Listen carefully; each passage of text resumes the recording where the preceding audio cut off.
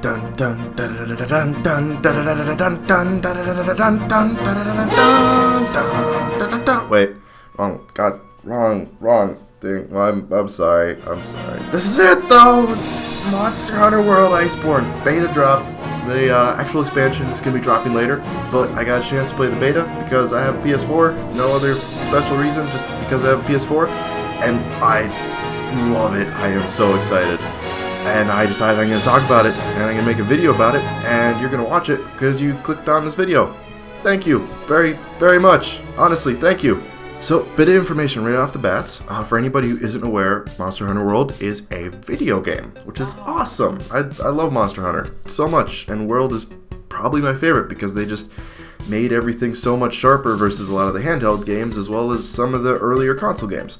But Monster Hunter World Iceborne is a DLC that's going to be dropping here, and basically it's taking a bit more of a path where it is more of like an MMO expansion versus a traditional Western expansion, where instead of just dropping a bit more content such as like a new campaign or story section, which it is doing that, as well as new like monsters or challenges, it's also actually changing up the core gameplay of the game, both by bringing in new mechanics as well as expanding previously used mechanics, as well as just tweaking everything just a little bit.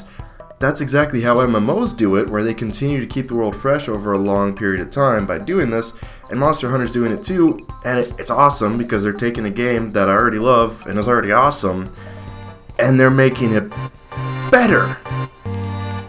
Yes! I have no more patience, let's just talk about it.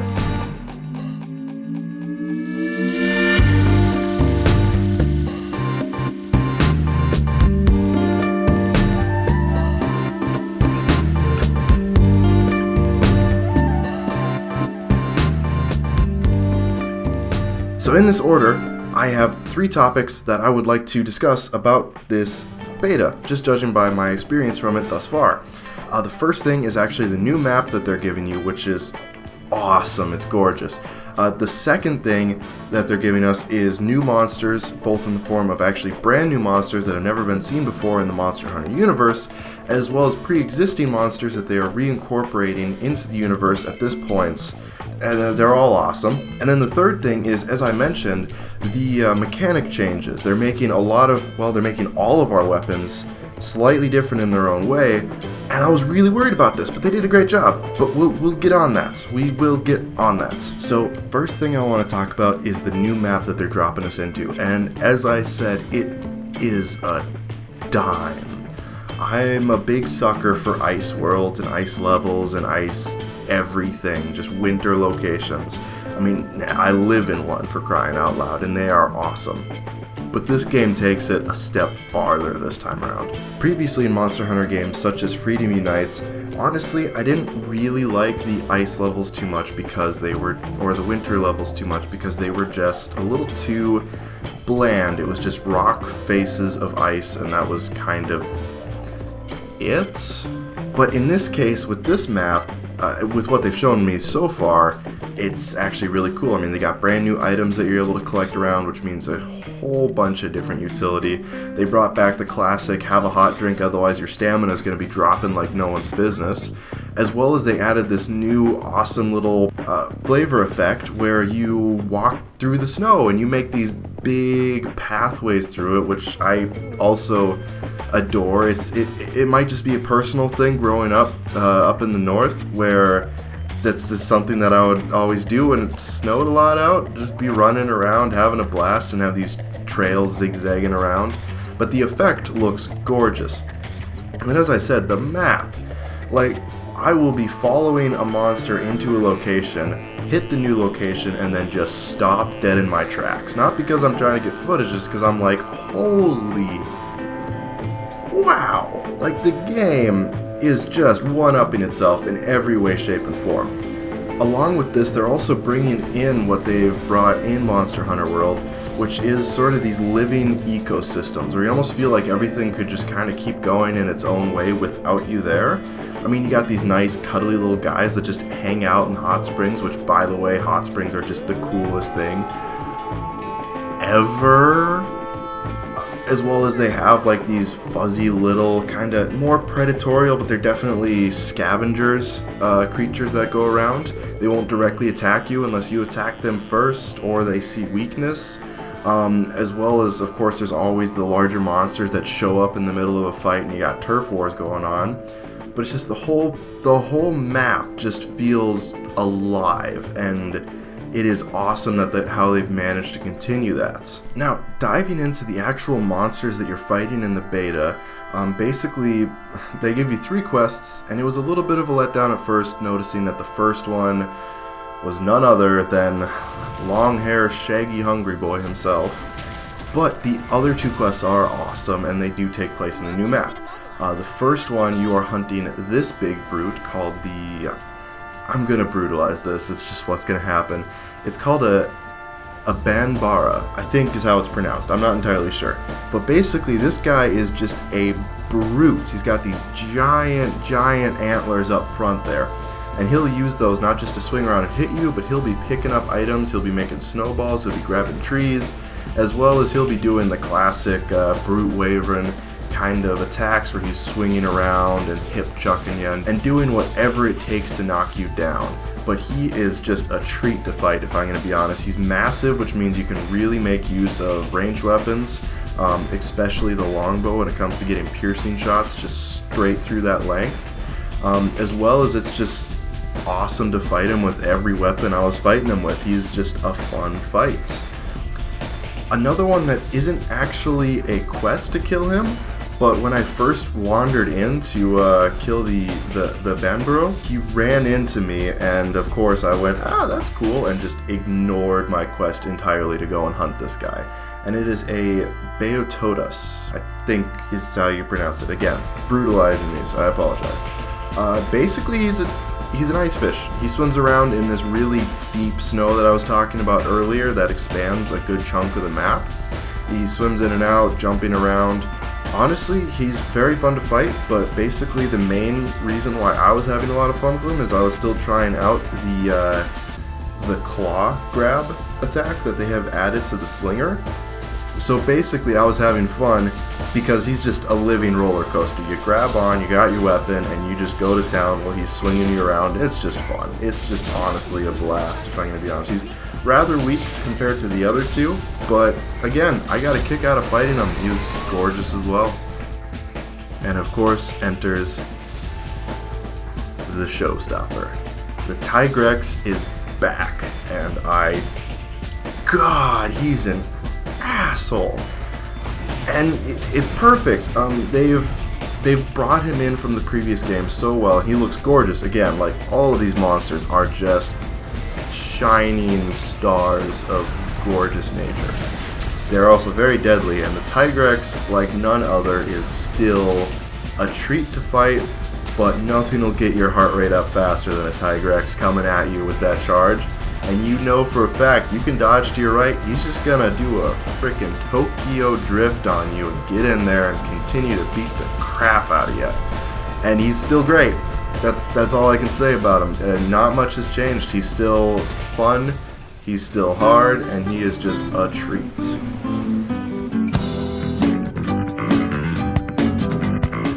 Now, other monsters have been announced for Iceborne, but these are the monsters that I ran into actually in the beta, so they're the ones that I can talk about.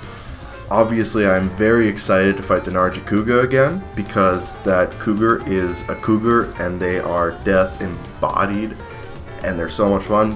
But I can't really talk about them too much because I haven't actually seen them for myself. So I am going to try and take the rest of this video, and I'm just going to dive into the weapons because there's so much to talk about. And it's awesome. Disclaimer ahead. So yeah, just real quick, I just want to let you guys know, so you're not expecting anything that I'm not actually doing. There have been some awesome videos out there that I can even link to that show you all the details on all the different weapons and all the new playstyle and all the new mechanics and every button you could possibly hit at any given time. I'm not going to be doing that today because it's already been done. I'm just going to give you a bit of information because honestly I am just super stoked at some of the changes they've made, and more the idea of how each of the changes they've made, instead of just adding something along the side, it's changes that are working their way directly into the gameplay styles of the different weapons. So, diving straight into it, basically what they're doing is they're taking the slinger mechanic that they introduced in the game itself, and they're basically expanding upon that, but not just by having it like in the core game, where its main mechanic was using items and then basically throwing rocks to activate area-based traps and whatnot. They're actually utilizing the slinger in such a way where it's working its way into our very combos and playstyle with each weapon. For instance here, I'm going to start out with the greatsword you've been seeing some footage of. So you have two options for using the slinger while wielding the greatsword. The first is quite simply, without attacking or anything, you just hold down the left trigger, and it's just going to pop it up and allow you to fire off slinger ammo, which is great because that means you're able to fire like flash pods and whatnot and ground enemies. The other option you have is that after you make an attack, you're able to hit the left trigger and you immediately fire off basically like a shotgun blast of whatever ammo you're using at that time in your slinger, and it deals a decent amount of damage. But the main reason to do this is that it immediately puts you into your true charge slash. So you're able to go straight into your third charge attack without having to do pretty much anything else. And immediately getting to your true charge slash is very important when using the greatsword. Another addition that they made to it is actually a mechanical thing that doesn't involve the slinger, and that is that the true charge slash actually has a minor adjustment. There's always been a lot of rage about hitting like a sleeping enemy with your first hit and then your second hit, which is actually the damage outputting hits, hitting without the bonus. They've actually changed it here, so basically if you do manage to hit that first swing, then it actually boosts your second swing and you deal additional damage at that point. Along with dealing the additional damage, you can tell what's happening because there's a very slight animation shift. But this is honestly just a great example of what I'm talking about with the mechanic changes, where they have something like this for each weapon that perfectly works with the playstyle. With the greatsword, it's all about getting those big hits in and having the quickest combo automatically set in your brain so you can shove an enemy at the perfect time while building up your combo to negate damage, so that then you can get your bigger combo off, and you need to know exactly what you're doing every time, and it's the big hits. And they're expanding upon it by giving us not only a way to use the slinger in such a way that it gets us to our biggest hit right away, which gives us more utility because it allows us even more choices of which of the three main power attacks we want to use at any given time, but it also expands upon said power attack by making it more powerful and situational. And it's perfect. They're basically just taking the entire playstyle of the greatsword and saying, let's work on this even just a little bit more and make it even better. And they do this with every weapon. What's that? You're a bow user who thinks that you're already paying too much attention to the coding you have and you don't want to worry about another type of ammo? Well, here's an attack that'll fire off your entire magazine of slinger ammo in a single close range burst to match the Dragon Piercer. Oh hey there, dual blades, I didn't see you there underneath the monster's ass. What's that? You think you have enough attack moves that allow you to move around and evade the monster while dishing out consistent amounts of damage? Well, bang! Forget your regular old dodge roll. This attack is going to allow you to fire off a slinger pod while dodging the monster while continuing to deal damage at the same time. Well, hello there, longsword. I see you're not content with your spirit round slash or your spirit thrust or your foresight slash. Well, let's allow you another way to very awesomely sheath your blade by giving you this guy right here that immediately allows you to go into any other combo that you feel like, basically making it so you never really have to stop dishing out damage while building up your spirit gauge. Oh no. Do you hear that? They're coming. It's the Sword and Shield Master Race! No, please. I swear they've added tons of utility to the Sword and Shield. I swear they didn't just take away. They added a whole new combo. How do you like combos? How about a whole new combo? Allows you to gain even more distance, as well as time them correctly, and it gives you charge up attacks. You know, there's a good. Oh God, okay, stop hitting me, stop. Okay.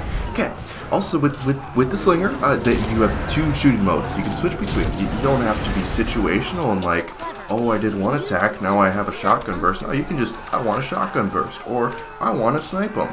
Like, look at all the utility. No, I know it's not. Oh no. Okay. I got one more thing for you.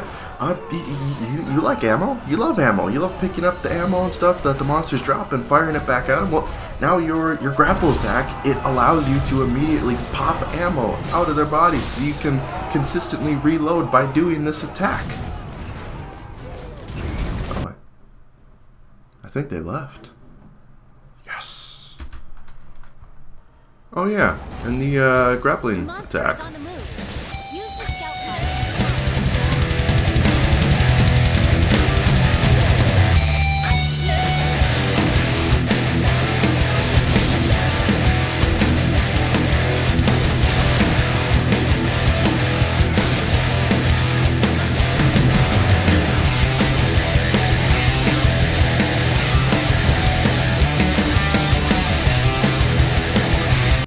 Pretty cool. That's pretty cool. Well, guys, that's about all I have time for today. Again, I didn't cover everything because there was just so much to unpack in this, but I basically pulled out everything that I really enjoyed and everything that I think they're doing awesome when it comes to changes. Again, just how they're expanding upon the gameplay. It's just blowing my mind in every way, shape, and form. One last note, because it's basically obligatory at this point, but thank you so much for watching. Let me know what you enjoyed, let me know what you didn't enjoy, like and subscribe if you want to see more. Either way, there will be more because I like making stuff, but whatever. But again, thank you so much.